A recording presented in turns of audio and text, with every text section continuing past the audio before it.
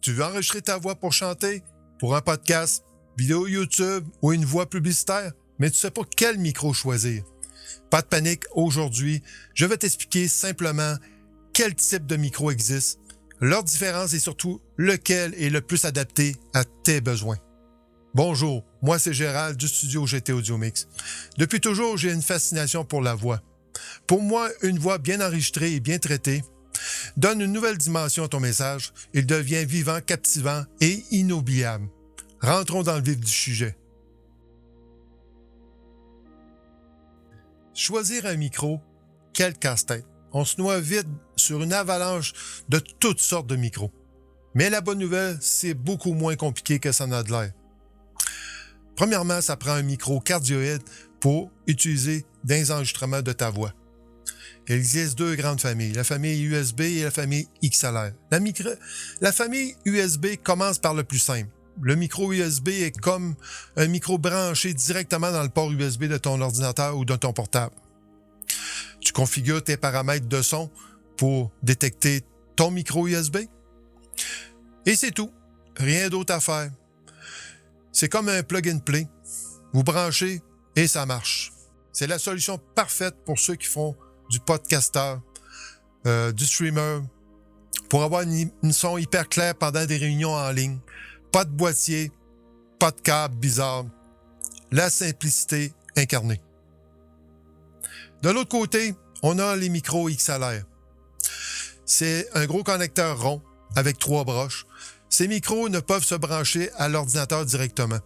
Il doit être branché dans un boîtier qui s'appelle l'interface audio.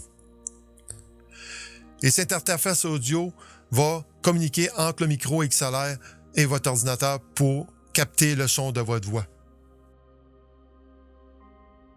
Alors, quel micro choisir? On va résumer ça d'une manière simple.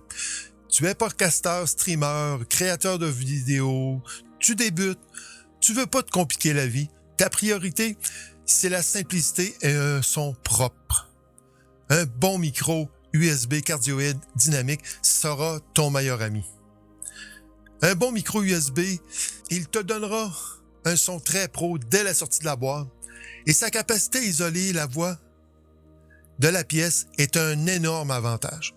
Et si tu vises une qualité professionnelle pour la voix off ou le chant, ou tu es juste un passionné qui veut le meilleur son possible, qui est prêt à investir à long terme, alors le chemin du micro-condensateur XLR s'ouvre à toi. Je te conseille le Rode NT1, qui est un bon point d'entrée fantastique dans ce monde. Il doit être alimenté 48 volts et sa qualité audio est très professionnelle. Et un dernier point crucial pour un bon son enregistré, et ce sont les accessoires. Le premier accessoire, c'est le filtre anti-pop. C'est la petite grille qu'on met devant le micro, entre notre bouche et le micro, bien sûr, pour bloquer les souffles d'air, les P, les B, qui sont très désagréables à l'écoute. C'est un accessoire pas cher et absolument indispensable. Et le deuxième, c'est un bon pied de micro ou un bon bras articulé. Ça vous avantage d'avoir le micro à la bonne distance, qu'il n'y ait pas de bruit mécanique de vos mains ou de votre corps qui rentre dans le micro. Et ça vous assure un enregistrement de qualité.